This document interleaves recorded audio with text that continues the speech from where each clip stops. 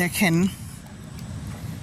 রাস্তাটা কতটা সুন্দর, দুপাশে হচ্ছে বাঁশ দিয়ে সাজানো হয়েছে, আর মাঝখানে সুন্দর একটি ওয়াকওয়ের পাশে সবুজ গাছ দিয়ে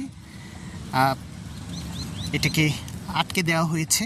আর এর পাশে হচ্ছে সুন্দর সুন্দর বাঁশের থুরা দেখা যাচ্ছে।